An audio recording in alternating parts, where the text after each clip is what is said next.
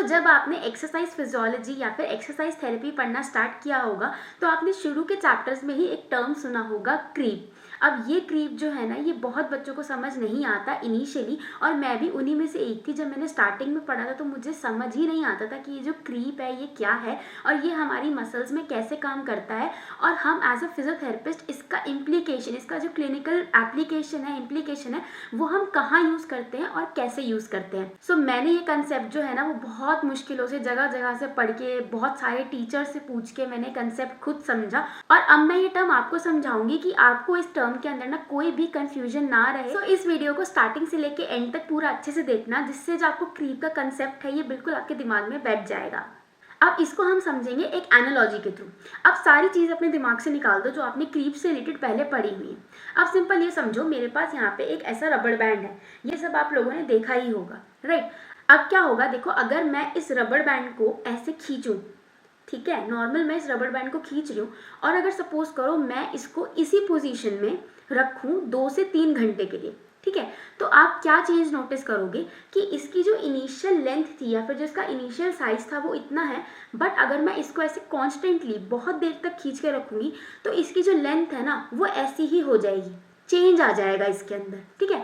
But अगर मैं इसको सिर्फ कुछ सेकंड्स के लिए रोक के रख रही हूँ ऐसे, तो फिर ये वापस अपनी ओरिजिनल पोजीशन में आ जाएगा, ठीक है। बट अगर मैं इसकी इस पोजीशन को, जो ये खींचने वाली पोजीशन है, इसको इतनी देर तक, काफ़ी देर तक, 1 दिन के लिए, 2 दिन के लिए या 3 से 4 घंटे के लिए रोक के रखूंगी, सो ये इलोंगेट हो जाएगा। अब जो इस रबड़ बैंड के साथ हो रहा था ना, वही सेम होता है हमारी मसल्स के साथ, हमारी बॉडी के अंदर।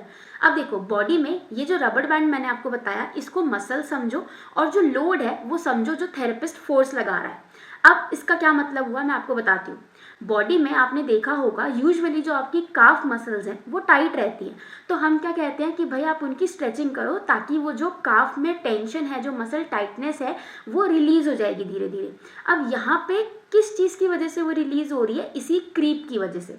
क्रीप का मतलब क्या होता है कि हमने रबड़ बैंड की एनालॉजी से समझा कि जब आप किसी चीज़ के ऊपर प्रेशर लगाते हो, फोर्स लगाते हो, ठीक है, चाहे वो लो लेवल या फिर लो ग्रेड का फोर्स लगा रहे हो, but for a prolong period of time. जैसे मैं इसको यहाँ पे फोर्स लगा के रखी है अभी भी मैंने, ठीक है, तो जब मैं इसको बहुत देर तक फोर्स लगाए रखूंगी ना, तो इसकी लेंथ के अंदर आपको चेंज दिखेगा।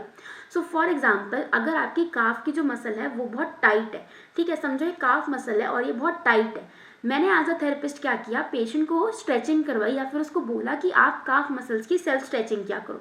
तो उससे क्या होगा, पेशेंट जो है मसल की स्ट्रेचिंग करेगा, और आपने नोटिस किया होगा कि स्ट्रेचिंग हम क्या बोलते हैं कि आप 3 बार रिपीट करो और 60 सेकेंड्स का होल्ड दे के रखो, ठीक है, और ये हम कहते हैं कि आपको रोज करना है, ठीक है।